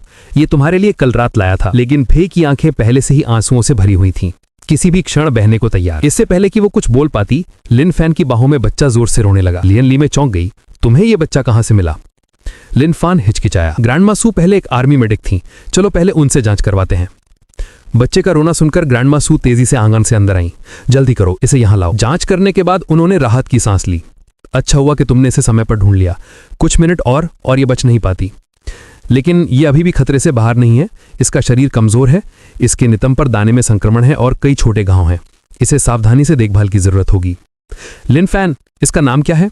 इसकी मां की डायरी में केवल एक बात का जिक्र था, बच्चे का नाम मिंग मिंग है, तो इसे अपना उपनाम दे दो, लिन मिंग मिंग। ग्रैंडमा सू ने सुझाव दिया, लेकिन लिन फैन ने सिर हिलाया। नहीं, बस मिंग मिंग। जब वो बड़ी होगी तो मैं उसे अपनी मां के बारे में सब कुछ बताऊंगा। ली मैंने देखा कि लिन फैन को बच्चे को पकड़ने में दिक्कत हो रही है और उसने मदद करने का फैसला किया। मुझे इसकी देखभाल करने दो, तुम्हारे पास पहले ही बहुत काम है। लिन फैन कृतज्ञता से मुस्कुराया। तो चलो शिफ्ट बांट लेते हैं, तुम दिन का संभालो, मैं रात का संभालूंगा। जैसे ही उन्होंने बच्चे की स्थिति को संभाला, ग्रैंडपा झाओ और ग्रैंडपा वोंग अचानक गेट से चिल्लाए। उनकी आवाजों में घबराहट थी। लिन फैन यहां आओ, कुछ गड़बड़ है, ज़ॉम्बी सड़क पर इकट्ठे हो रहे हैं। लिन फैन ने भौहें सिकोड़ी। ये अजीब है, मैंने वापस आते समय उन्हें बहुत पहले ही छोड़ दिया था। कहीं ऐसा तो नहीं ज़ॉम्बीज ने बुद्धिमत्ता विकसित करना शुरू कर दिया है। जब लिन फैन और दोनों बुजुर्गों ने ज़ॉम्बीज को देखा तो उन्हें एहसास हुआ कि झुंड का नेतृत्व एक छोटी डिलीवरी ट्रक कर रहा था। ड्राइवर लगातार हॉर्न बजा रहा था, एक धीमी स्थिर गति बनाए हुए था। कैमरों के माध्यम से देखते हुए ग्रैंडपा झाओ ने अंदाजा लगाया कि ड्राइवर ज़ॉम्बीज को दूर ले जाने की कोशिश कर रहा था, जिससे अन्य जीवित बचे लोगों को सामान इकट्ठा करने का मौका मिल सके। लिन फैन ने दीवार में एक अंतराल से झांका और उसने भी देखा। स्टील की छड़ों और ढालों से लैस 3 जीवित बचे लोग पास की दुकानों की ओर दौड़े, जबकि झुंड विचलित था। लेकिन तभी ग्रैंडपा झाओ ने भौहें सिकोड़ी। रुको, वो ट्रक अभी वापस मुड़ गया है। सामान इकट्ठा करने वाले जम गए। जब वही ट्रक फिर से नजर में आया, तब उन्होंने एहसास किया कि ड्राइवर जानबूझकर ज़ॉम्बीज को वापस उनकी ओर भेज रहा था। कैब के अंदर आदमी ने एक सिगरेट जलाई। उसका मन उस दिन में भटक गया जब दुनिया खत्म हुई थी। जब खाना खत्म हो गया तो उसके पास बाहर जाने का जोखिम उठाने के अलावा कोई विकल्प नहीं था। अनुभव की कमी के कारण उसे लगभग तुरंत ही एक झुंड ने देख लिया था। जब मौत निश्चित लग रही थी तो उसके पास एक ट्रक रुक गया। 2 आदमी कूदकर बाहर निकले। एक के पास ढाल थी, एक के पास स्टील की पाइप। उन्होंने ज़ॉम्बीज को क्रूरता से दक्षता के साथ मार गिराया। कृतज्ञ होकर उसने उनके साथ जुड़ने की भीख मांगी। उन्होंने मना कर दिया, लेकिन जब उसने अपनी पत्नी और बच्चे का जिक्र किया जो अभी भी घर पर थे और कुछ खाना मांगा, तो वे अचानक मुस्कुराए और उसे अपने परिवार को लाने के लिए कहा। वे उन्हें सुरक्षित जगह पर ले जाएंगे। उसने सच में सोचा कि वो अच्छे लोगों से मिला था, लेकिन जब उन्होंने उसकी पत्नी को देखा तो उनकी आंखें बदल गईं। उन्होंने उसे बांध दिया और उसके सामने ही उसके साथ दुष्कर्म किया। अपनी अंतिम लड़ाई में उसकी पत्नी मुक्त हुई और विरोध किया, लेकिन उसे तीसरी मंजिल से फेंक दिया गया। वो गिरते ही मर गई। आदमी मूल रूप से मौत तक लड़ना चाहता था, लेकिन उन्होंने उसकी 8 साल की बेटी को बंधक बना लिया था। अगर उसने विरोध किया तो उसे टॉर्चर करके मार दिया जाएगा। उसने इन जानवरों को खत्म करने के लिए एक मौके का लंबे समय से इंतजार किया था। उसने गैस पेडल को तेजी से दबाया, ये कसम खाते हुए कि वो इन जानवरों को कभी जिंदा वापस नहीं लौटने देगा। ट्रक दुकान के सामने से टकराया, अंदर मौजूद तीनों कमीनों को कुचल दिया, जबकि आग और धुआं आसमान में फूट पड़ा। लिन फैन ने यह दृश्य देखा और मदद किए बिना कम्युनिटी का गेट खोल दिया। बाहर भागते हुए बुजुर्गों के उसे रोकने के प्रयास को नजरअंदाज कर दिया। इस बीच वो आदमी डिप्लॉयड लेयरबैग से ड्राइवर की सीट से दब गया था, जबकि ज़ॉम्बीज ट्रक पर चढ़ गए और उसे घेर लिया। लिन फैन ने झुंड पर ठंड से चिल्लाया, क्या तुम लोग सनशाइन कॉम्प्लेक्स के आसपास परेशानी खड़ी करना बंद कर सकते हो? यहाँ बुजुर्ग, माताएं और एक बच्चा है, गंदगी मत फैलाओ। ज़ॉम्बीज ने उसकी ओर देखा, पल भर के लिए भ्रमित हुए, लेकिन कुछ ही देर बाद वे फिर से प्रेरित हुए और उस पर लपके। लिन फैन ने फ्रॉस्टॉन निकाला और सिर्फ कुछ ही वार में 10 से ज्यादा ज़ॉम्बीज को गिरा दिया। मॉनिटर देख रहे दोनों बूढ़े पुरुषों को ठंडा पसीना आ गया।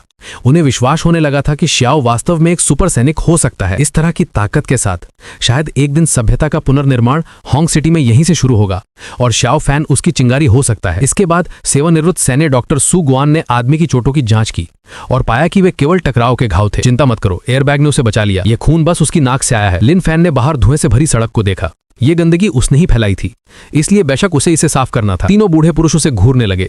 उन्हें लग रहा था कि कुछ गड़बड़ है, फिर भी वे उससे बहस नहीं कर पाए। जल्द ही वो आदमी खांसते हुए उठा और पूछा, क्या यह स्वर्ग है? लिन फैन ने जवाब दिया, नहीं, ये सनशाइन कॉम्प्लेक्स है, हमारा घर। चूंकि तुम जाग गए हो तो बाद में सड़क साफ कर देना, वे लाशें सड़ने लगेंगी। वो आदमी दर्द से करहाते हुए बैठ गया और अपना परिचय चुनही के रूप में दिया, जो एक पूर्व नेटवर्क मरम्मत कर्मी था। मुझे बचाने के लिए धन्यवाद, लेकिन मुझे अपनी बेटी को बचाना है, वो अभी भी उनके बेस पर है। लिन फैन उसे घूरने लगा, सोच रहा था कि परेशानी खड़ी करो और फिर भागने की कोशिश करो, सड़क साफ करने की कोई योजना नहीं। तभी लिन फैन ने एक फैसला किया जिसने चुनही को हैरान कर दिया। तुम सड़क साफ करो, मुझे पता दो, मैं काम निपटा दूंगा, मैं तुम्हारी बेटी को बचा लाऊंगा, चिंता मत करो, मैं सस्ते में चार्ज करता हूं। और बस इस तरह से लिन फैन ने 100 युआन की डिलीवरी फीस के लिए 8 साल की लड़की को वापस लाने पर सहमत हो गया। हालांकि जैसे ही वे दोनों सड़क पर चल रहे थे, सुशासन ने उन्हें फिर से देख लिया। वो आदमी एक बार फिर दिखाई दिया और वो एक छोटी लड़की को भी पकड़े हुए था जो 8 या 9 की लगती थी। लिन फैन ने सहज रूप से ऊपर देखा और केक शॉप के अंदर छिपी हुई महिला को देखा। वो रुक गया और सुशासन की ओर दोस्ताना अंदाज में हाथ हिलाया। सुशासन को ठंडा पसीना आ गया। नहीं, उस आदमी ने इस तरफ देखा और वो कितना डरावना मुस्कुरा भी रहा था। उसने तुरंत पर्दे बंद कर दिए और खिड़की के नीचे झुक गई। उस जानवर ने मुझे नहीं पकड़ा, लेकिन उसने एक छोटी लड़की को पकड़ लिया। ये सोचकर कि उसे आगे क्या सहना पड़ सकता है, कसम से इस एपोकलिप्स की, उसके तरह के घटिया लोगों को खुलेआम घूमने का हक क्यों मिलता है? लिन फैन ने अपना सिर खुजलाया। केक शॉप के अंदर जीवित बचा हुआ आदमी अजीब दुर्व्यवहार कर रहा था। शायद एपोकलिप्स से सदमे में है और मानसिक रूप से अस्थिर है, उसने अंदाजा लगाया। छोड़ो इसे। टिन, मानसिक समस्याओं वाले ऐसे जीवित बचे हुए लोग खतरनाक होते हैं, भविष्य में इनसे दूर ही रहना। इस बीच एक ऑफ रोड वाहन पीछे एक विशाल ज़ॉम्बी झुंड का पीछा करते हुए गुजरा। टोपी पहने आदमी ने अचानक आगे इशारा किया और चिल्लाया, गजब, ये क्या बकवास है? टीम लीडर तनाव में आ गई, ये सोचकर कि कुछ गंभीर हुआ है। लेकिन टोपी पहने आदमी ने चौराहे की ओर इशारा किया। ये वो अजीब जीवित बचा हुआ है जिससे हम पहले मिले थे। वो अभी भी ऐसे घूम रहा है जैसे वो जगह उसी की हो, और अब वो एक छोटी लड़की को भी लेके जा रहा है। यह आदमी बहुत साहसी है। नेता का पहला विचार था, उनके पीछे इतने ज्यादा ज़ॉम्बीज हैं, अगर उन ज़ॉम्बीज ने उसे और बच्चे को देख लिया तो वे निश्चित रूप से मर जाएंगे। उसने तुरंत ड्राइवर ओल्ड मैल को हॉर्न बजाने के लिए कहा ताकि ज़ॉम्बीज को उनसे दूर ले जाने में मदद मिल सके।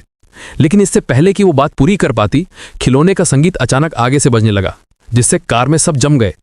लिन फैन और टिंकिंग एक कैक्टस खिलौना पकड़े हुए थे, वो तरह का जो अपना शरीर हिलाता है और बातें करता है और गाना गाता है। पास के कोनों में छिपे हुए ज़ॉम्बीज आवाज सुनकर 1 सेकंड के लिए जम गए, फिर वे ताजा मांस देखने की तरह उसकी ओर दौड़े। कार में बैठे लोग हैरान थे। गजब, नेता, उसने हमसे पहले ही कर दिया, उसने ज़ॉम्बीज को दूर ले जाने में मदद की। नेता का दिमाग खाली हो गया। हम बर्बाद हो गए हैं, पूरी तरह से बर्बाद हो गए हैं। इस बीच रेगिस्तान बेस पर वापस शोधकर्ताओं ने ज़ॉम्बी के दिमाग से क्रिस्टल न्यूक्लियस का विश्लेषण पूरा कर लिया था। अंदर का पदार्थ आधुनिक विज्ञान में ज्ञात किसी भी चीज से अलग था। ऊर्जा अत्यधिक स्थिर थी। क्रिस्टल की बाहरी सुरक्षा परत कुछ साफ की तरह दिखती थी, लगभग मानव त्वचा की तरह, लेकिन कहीं ज्यादा कठिन। प्रोफेसर गहरी सोच में पड़ गए। एक जीवित शोध आधार के रूप में उनके उपकरण उच्च थे, फिर भी वे अभी भी ज़ॉम्बीज के दिमाग में पाए गए क्रिस्टल के उद्देश्य का पता नहीं लगा पाए थे। फिर उन्होंने शोधकर्ता से ड्रैगन पैलेस बेस और गैलेक्सी बेस से संपर्क करने और उनकी प्रगति के बारे में पूछने के लिए कहा। शोधकर्ता ने निराशा में सिर हिलाया। न तो ड्रैगन पैलेस बेस और न ही गैलेक्सी बेस को ज़ॉम्बी के सर के अंदर क्रिस्टल मिला था। उनका निष्कर्ष सरल था, बस ये मानना कि ज़ॉम्बीज के पास वे थे। प्रोफेसर ई इस सच्चाई को स्वीकार कर सकते थे। ये सुनकर बूढ़े प्रोफेसर और भी ज्यादा चिंतित हो गए। ज़ॉम्बीज सचमुच विकसित हो सकते थे और ये जीवित बचे इंसानों के लिए भयानक खबर थी। अगर उन्हें जल्द ही कोई काउंटर मेजर नहीं मिला तो मानवता सचमुच विलुप्त होने का सामना कर सकती है। इस बीच हॉन्ग सिटी में एक आवासीय कॉम्प्लेक्स की छत पर एक आदमी ने एक ज़ॉम्बी क्रिस्टल पकड़ा और चिल्लाया, मुझे ये मिल गया। ठीक उपन्यास में कहे अनुसार ज़ॉम्बी के सिर के अंदर सच में एक क्रिस्टल होता है। ये चीज पाने के लिए मैंने 7 साथियों को उनकी मौत के लिए धोखा दिया। क्रिस्टल को अवशोषित करो, ज्यादा ताकतवर बनो, मैं और ज़ॉम्बीज को मारूंगा और भी ज्यादा ताकतवर बनूंगा और अपोकलिप्स पर राज करूंगा। उस समय मुझे क्या नहीं मिल सकता। मेरा उदय आज से शुरू होता है। अनगिनत ख्यालें उसके दिमाग में कौंध गईं। उसने एक घूंट में क्रिस्टल निगल लिया। इस शक्ति को मेरे शरीर को फिर से आकार देने दो, मुझे अमानवीय शक्ति दो। मैं अपोकलिप्स का राजा बनूंगा। साल में 365 दिन, हर दिन अलग महिला। लेकिन कुछ ही देर में झांग हाओ ने अपने शरीर में बिल्कुल कोई बदलाव महसूस नहीं किया। क्या ये कैसे संभव है? क्या क्रिस्टल बेकार है? उपन्यासों में ये ऐसे काम नहीं करता। अचानक उसके पेट में एक तेज दर्द उठा। उसने सोचा कि क्रिस्टल आखिरकार असर कर रहा है। पेट पकड़कर वो जमीन पर लौटने लगा। अपने चेहरे पर उत्साह को छिपा नहीं सका। उसका दिमाग ज्यादा ताकतवर बनने के सपनों से भर गया, लेकिन जल्दी वो इसे और बर्दाश्त नहीं कर सका और खून की एक घूंट उल्टी कर दी। तभी झैंग हाओ को एहसास हुआ कि कुछ भयानक रूप से गड़बड़ है। डर उसके चेहरे पर फैल गया। गाढ़े खून में मांस के टुकड़े थे, आंतरिक अंगों के हिस्से थे जो संचारित हो चुके थे और फट गए थे। कहीं और लिन फैन ने एक छोटी लड़की के साथ कई पड़ोसों को पार किया और आखिरकार उसे वापस उसके पिता से मिलाया। उसके कपड़ों पर अभी भी ज़ॉम्बी खून के छींटे पड़े थे। ओल्ड मास्टर वोंग ने जल्दी से शियान हाई को याद दिलाया। शियाओपैन की दक्षता अविश्वसनीय है। शाओचान, जल्दी करो और उसे उसकी फीस दो। शियान को समझ नहीं आया अपोक्लिप्स में पैसे क्यों देने हैं, लेकिन फिर भी उसने आज्ञाकारी ढंग से मुआवजे के रूप में 100 युआन निकाले। लिन फैन सिर्फ हंसा। मुझे धन्यवाद देने की जरूरत नहीं है, तुम भुगतान करते हो, मैं काम करता हूं, ये वही है जो मुझे करना चाहिए। चेनाइस जम गया। उसने मूल रूप से सोचा था कि वे उसे चढ़ा रहे हैं, लेकिन लिन फैन ने वास्तव में पैसे स्वीकार कर लिए और ओल्ड मास्टर वोंग ने उसके लिए 100 युआन पहले ही तैयार कर लिए थे। वो ओल्ड मास्टर वोंग के कान के पास झुका और फुसफुसाया, क्या शियाओफैन का दिमाग ठीक नहीं है? लेकिन ओल्ड मास्टर वोंग ने उसे डांटा। उसे क्या दिक्कत हो सकती है? चीजों के लिए भुगतान करना सामान्य व्यवहार है। अपोक्लिप्स में भी हमारा सनशाइन कम्युनिटी चीजों को इसी तरह से करता है। ध्यान से सोचो, ये व्यवस्था का एक रूप है, व्यवस्था के साथ एक भविष्य है। ओल्ड मास्टर झाओ ने अड्डोड़ा। ईमानदारी से शुरुआत में हमने भी सोचा था कि शियाओफैन का दिमाग ठीक से काम नहीं कर रहा है, लेकिन अब ये अलग है। ये सोच का एक स्तर है। जो समझते हैं वे समझते हैं। चेनाइस को अचानक लगा कि उसका दिमाग पर्याप्त नहीं है।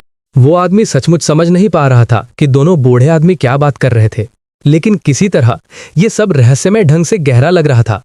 तभी शिंगयोंग रोड पर घंटी टावर अचानक दोपहर की घंटी के साथ बज उठा।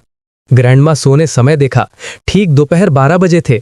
उन्होंने अंदाजा लगाया कि किसी ने जानबूझकर घड़ी की मरम्मत की होगी ताकि ज़ॉम्बीज़ को दूर किया जा सके, जिसे जीवित बचे लोगों को सामान इकट्ठा करने के लिए एक मौका मिल जाए। ओल्ड मास्टर ने कहा, जिसने भी ऐसा किया वो एक अच्छा इंसान लग। ये दिखाता है कि संकट में भी अभी भी उम्मीद है।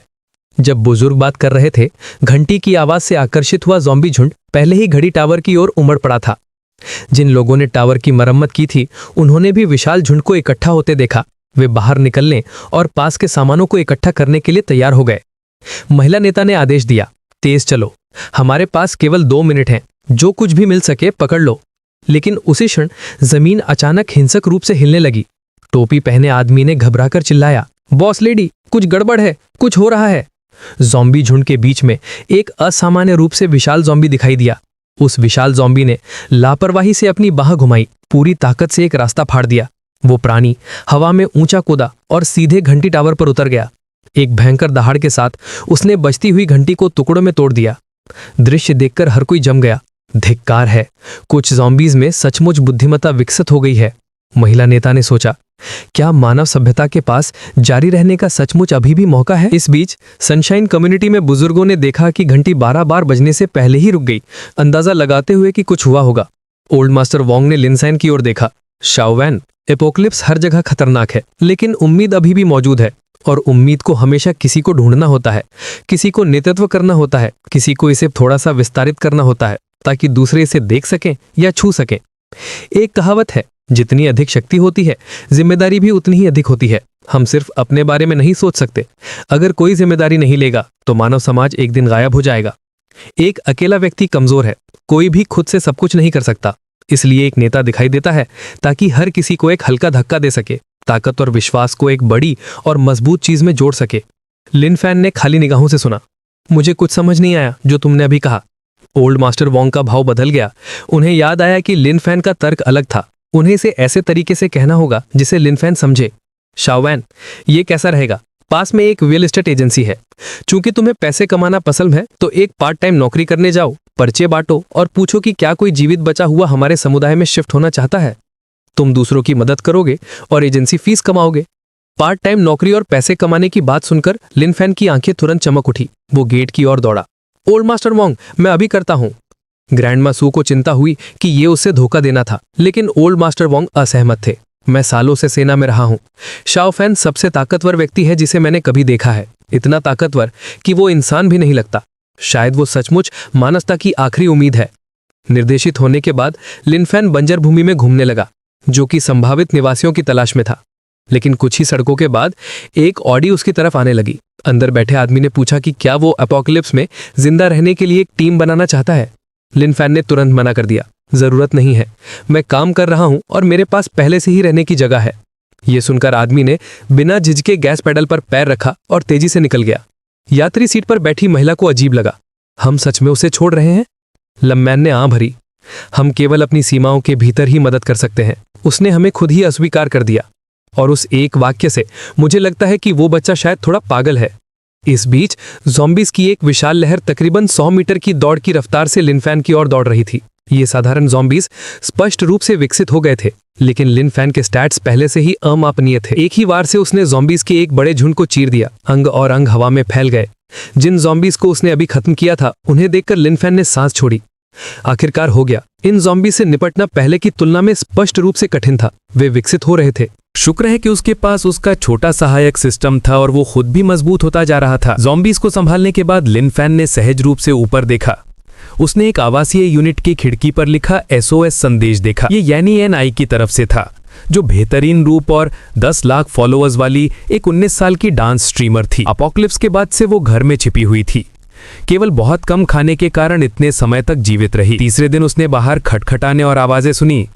वो दरवाजा खोलना चाहती थी, लेकिन पीपहोल से उसने लू होंग के छोटे भाई लू बिंग को देखा। लू होंग उसकी एजेंट थी और लू बिंग एक निकम्मा जुआरी था जो हमेशा उसे गलत नजर से देखता था। अब जब अपोकलिप्स है, अगर लू बिंग उसके साथ कुछ करना चाहता तो लू होंग निश्चित रूप से उसे नहीं रोकती और शायद मदद भी करती। इसलिए उसने कभी दरवाजा नहीं खोला, चाहे उन्होंने उसे कितना भी फुसलाया। लेकिन अब उसका खाना खत्म हो गया था। वो सचमुच भूख से मरने वाली थी। इस बीच लू बिंग अभी भी अपनी बहन को उसके शरीर के बारे में बता रहा था। वो टांगें, वो कमर, वो कूल्हा।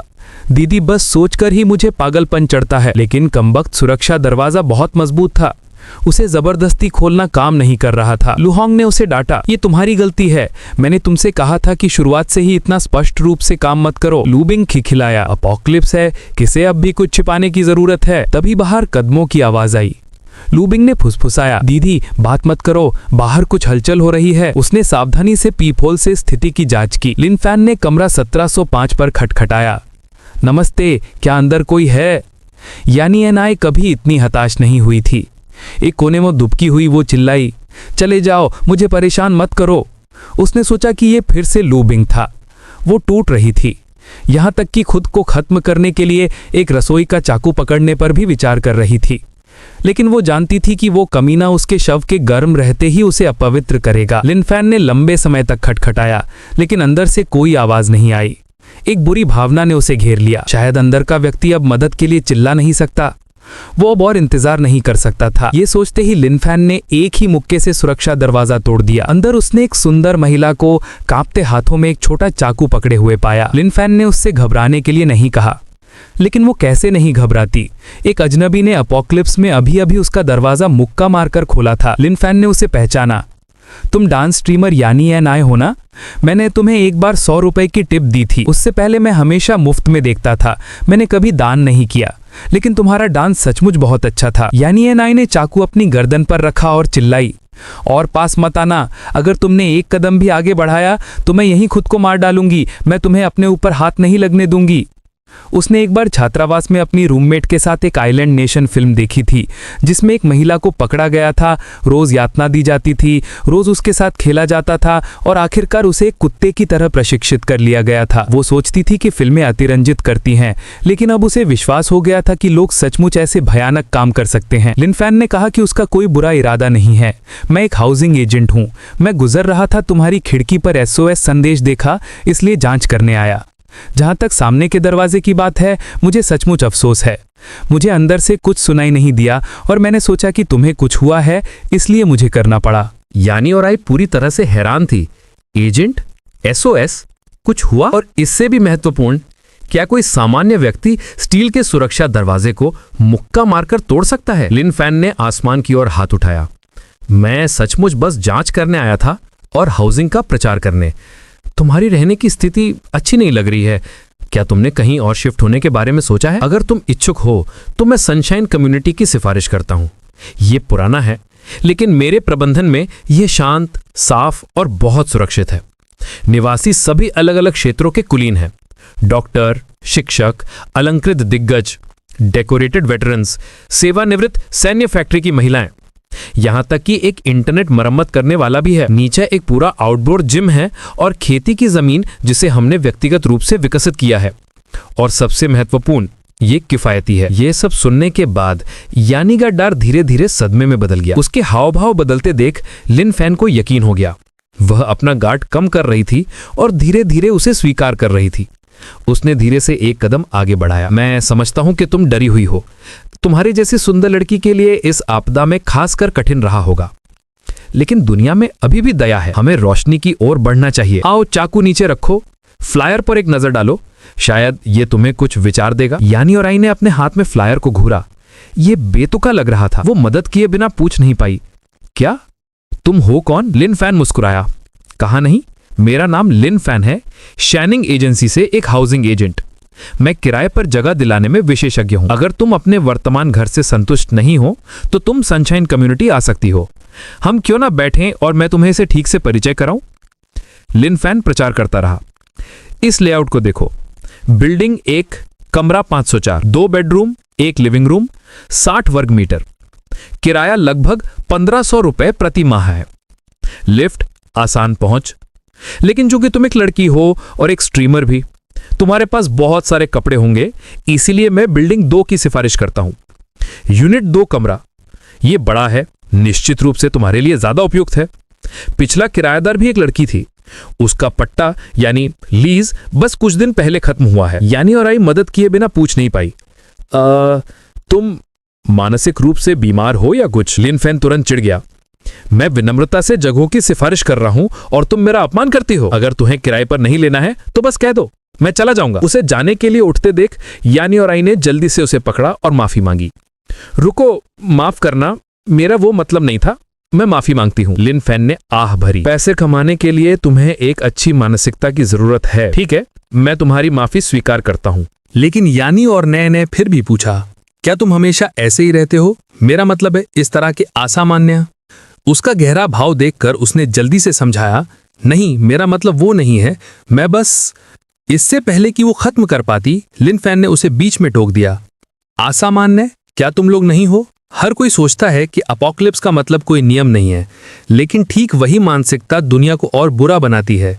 अपोकलिप्स में सबसे डरावनी चीज ज़ॉम्बीज नहीं है, वे लोग हैं। मैं बस पुराने नियमों के अनुसार पहले की तरह जी रहा हूं क्योंकि मेरे पास ऐसा करने की ताकत है। यानी और नए ने उसे फिर से देखा। वो अजीब था, लेकिन उसकी बातें सही थीं। क्या वो दूसरों को सतर्कता कम करने के लिए मूर्ख होने का ढोंग कर रहा था? जो भी हो, ये जगह नष्ट हो चुकी है। रुकना मतलब मौत है, मुझे जाना होगा। लिन फैन मुस्कुराया। तो क्या तुम एक जगह किराए पर लेना चाहती हो? यानी और नए ने जल्दी से सर हिलाया। हाँ, मैं वही किराए पर लूंगी जो तुमने कहा। लिन फैन ने जारी रखा, तो अपना सामान पैक करो। यानी और नए ने उसे घूरा। लिन फैन ने समझाया, तुम शिफ्ट हो रही हो ना, तुम्हें अपना सामान लाना होगा, जरूरी चीजें, बैंक कार्ड और नकद अगर तुम्हारे पास हो तो। उस अपार्टमेंट का किराया 1800 रुपए प्रति माह है। यानी और नए हैरान थी। भाई, मैं बस यहां से निकलना चाहती हूं, पैसों का अब क्या फायदा? मैं सच में बता नहीं सकती कि वो ढोंग कर रहा है या वास्तव में। 10 मिनट के बाद लिन फैन ने भ्रमित होकर उसे देखा। तुमने पैकिंग कर ली, बस इतना ही? यानी नए ने सर हिलाया और लिन फैन को याद दिलाया कि नीचे जीवित बचे लोग हैं और वे खतरनाक हैं।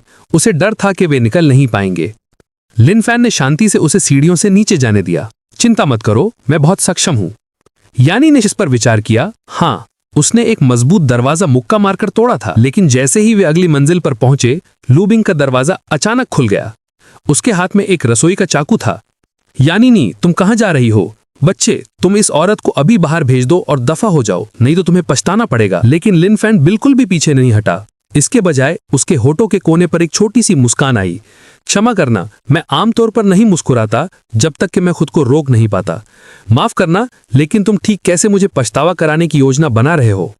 अगले ही सेकंड लिन फैन अविश्वसनीय गति से हिला और पलक झपकते ही उसके हाथ से चाकू छीन लिया। लूबिंग पूरी तरह से हैरान था। उसे लग रहा था कि उसके सामने सब कुछ अवास्तविक है। उसने केवल उस आदमी को डराकर औरत को पीछे छोड़ने के लिए चाकू निकाला था। किसने सोचा था कि पलक झपकते ही चाकू उससे छीन लिया जाएगा? यह बिल्कुल असामान्य है। लेकिन उस पर हमला करने के बजाय लिन फैन ने कहा कि चाकू खतरनाक है और किसी को नुकसान पहुंचाए बिना भी धमकाना अब भी सार्वजनिक सुरक्षा कानूनों को तोड़ना माना जाता है। इस नेक गंभीर लहजे ने लू बिंग को और भी ज्यादा भ्रमित कर दिया। उसने तो सहज रूप से वो चाकू वापस ले लिया जो लिन फैन ने उसे सौंपा था। लिन फैन ने उसे याद दिलाया, इसे ठीक से पकड़ो और फिर से मूर्खतापूर्ण काम मत करना। साथ ही अगर तुम सचमुच मुझ पर हमला करते हो तो मैं अपनी रक्षा करूंगा और ये तुम्हारे लिए गड़बड़ी पैदा करेगा। लू बिंग पूरी तरह से दंग होकर चाकू को घूर रहा था। ये सब क्या चल रहा था वो समझ नहीं पा रहा था। यानिनी मूल रूप से लिन फैन को चाकू वापस देने से रोकना चाहती थी, लेकिन बहुत देर हो चुकी थी। उसने सोचा कि जब से वो इन्फ्लुएंसर बनी है उसने लू होंग को एक बहन की तरह माना है, उसे पैसे, अवसर सब कुछ दिया है। फिर भी अपोकलिप्स में वो एक अजनबी बन गई, यहाँ तक कि अपने भाई को उसे बर्बाद करने में मदद भी कर रही थी। लिन फैन पलटा और उसे अपने पीछे आने के लिए कहा, चलो। लेकिन लू बिंग ने लालची आंखों से यानिनी को घूरा और उन्हें रुकने के लिए चिल्लाया। लिन फैन ने तिरछी नजर से उसे देखा और ठंड से पूछा कुछ और। लू बिंग रसोई के चाकू के साथ कुछ कदम आगे बढ़ा, ये सोचते हुए कि वो इस लड़की को लंबे समय से चाहता था और उसे इस तरह नहीं जाने दे सकता था। उसने हिम्मत जुटाई और लिन फैन से कहा, तुम उसे इसलिए ले जा रहे हो क्योंकि तुम उसका शरीर चाहते हो, है ना? लिन फैन को लगा कि उसके चरित्र का अपमान किया जा रहा है। संभल कर बोलो। लू बिंग ने यानिनी को एक चिकनी विकृत नजर से देखा। तुम बेहतर होगा कि सोच लो, अगर तुम यहाँ रुकती हो तो केवल मैं हूं, लेकिन अगर तुम उसके साथ जाती हो तो कौन जानता है कि तुम्हें कितने आदमी मिलेंगे? शायद कुछ, शायद दर्जनों, मोटे, छोटे, बदसूरत, बारी बारी से, तब तक जब तक तुम मरना नहीं चाहती। क्या तुम कल्पना कर सकती हो? ये अपोकलिप्स है, कोई कानून नहीं, कोई नैतिकता नहीं, तुम्हारी कोई परवाह नहीं करता। यहाँ रुकना ही तुम्हारा सबसे अच्छा विकल्प है क्योंकि तुम्हें केवल मुझसे निपटना है। वे गंदे शब्द यानिनी के दिमाग में बार बार चोट कर रहे थे। लू बिंग, सपने देखना बंद करो, मैं रुकने के बजाय मरना पसंद करूंगी। अस्वीकार किए जाने के बाद लू बिंग की आंखें पागलों की तरह मुड़ गईं। उसने हर चीज के लिए लिन फैन को दोषी ठहराया, अन्यथा ये नीनी कभी पलटकर जवाब देने की हिम्मत नहीं करती। चाकू का छीन लिया जाना इसलिए हुआ होगा क्योंकि वो लापरवाह हो गया था। कोई सामान्य व्यक्ति इतनी तेजी से नहीं हिल सकता था। अपनी आत्मसम्मोहन से उसका भाव और भी विकृत हो गया। फिर उसने पूरी ताकत से चमकते हुए रसोई के चाकू को लिन फैन पर घुमाया। ये नीनी का चेहरा पीला पड़ गया। वो चिल्लाई कि लिन फैन ध्यान दे। जहां तक लू होंग की बात है, उसने मान लिया कि ये नीनी पहले ही डर के मारे पागल हो चुकी है। बाद में उसे बस अपने भाई को उस आदमी को रोकने में मदद करनी थी। लेकिन अप्रत्याशित रूप से लू बिंग अचानक बेहोश हो गया और पीछे की ओर उड़ गया, जैसे किसी चीज ने उसे जोर से मारा हो। वो दीवार से टकराया, सतह एक मकड़ी के जाले की तरह टूट गई। लिन फैन ने धीरे से अपना दायां पैर वापस लिया और शांति से समझाया, ये उसकी अपनी गलती थी, मैंने अभी अभी अपनी रक्षा की है। ये नीनी हैरानी में घुरती रही। यह आदमी पागलों की तरह ताकतवर था। पलक झपकते ही लू बिंग का काम तमाम हो गया। लू होंग ने और परेशानी पैदा करने की हिम्मत नहीं की और जल्दी से जांच करने गई कि क्या उसके भाई में अभी भी सांस है। वे कई मंजिलें नीचे गए और ये नीनी ने हर जगह टूटे हुए ज़ॉम्बी शवों को देखा। अब ये सब तुमने मारे? लिन फैन ने कहा कि जब वो पहुंचा तो ज़ॉम्बीज घूम रहे थे और उन्होंने उस पर हमला किया, इसलिए उसके पास अपनी रक्षा करने के अलावा कोई विकल्प नहीं था। ये नीनी ये पता लगाना चाहती थी कि उसका असली पेशा क्या था। लिन फैंस ने लाचारी से आह भरी, क्या मैंने तुम्हें पहले ही नहीं बताया? मैं शाइनिंग एजेंसी से एक रियल एस्टेट एजेंट हूँ। बेशक ये नीनी को विश्वास नहीं हुआ। सब कुछ एक घिसी पिटी शॉर्ट ड्रामा स्क्रिप्ट जैसा लग रहा था। सतह पर सामान्य नौकरी, नीचे छिपा हुआ शक्तिशाली व्यक्ति। एक बार जब वे सड़क पर पहुंचे तो ये नीनी पूछती रही, क्या तुम हमेशा ऐसे ही बाहर घूमते हो? लिन फैन ने कहा, हाँ, अपोकलिप्स में सब कुछ असुविधाजनक है। मुझे जीने के लिए पैसे कमाने की जरूरत है। रियल्टर वाली बात से धोखा मत खाना, मैं एक सुरक्षा गार्ड भी हूँ। मैं पड़ोस में व्यवस्था बनाए रखने में मदद करता हूँ और ओल्ड मैन वोंग मुझे इसके लिए पैसे भी देते हैं। ये नीनी को एक और अहम जानकारी मिली। तुम एक सुरक्षा गार्ड हो तो क्या तुम खाना भी पहुंचाते हो या कुछ और? लिन फैन ने सिर हिलाया, नहीं, लेकिन कभी कभी मैं जीवित रहने वालों के लिए छोटे मोटे काम करता हूँ और थोड़ा एक्स्ट्रा कमा लेता हूँ। ये नीनी को जो पता चला उससे वो रोमांचित थी। ये रियल एस्टेट एजेंट, सुरक्षा गार्ड, छोटे मोटे काम करने वाले से मेल खाता है। सामान्य नौकरियों के रूप में छिपा हुआ उत्तम ड्रैगन किन पैनल। मैंने पूरी तरह से एक बड़ी जांघ पकड़ ली है। मैं कितनी भाग्यशाली हूँ। ये सोचकर वो जोर से हंसने के बिना नहीं रह सकी। लेकिन लिन फैन ने उसे एक अजीब नजर से देखा। कितना अफसोस है, इतनी अच्छी लड़की ये किस तरह से पूरी तरह से पागल है।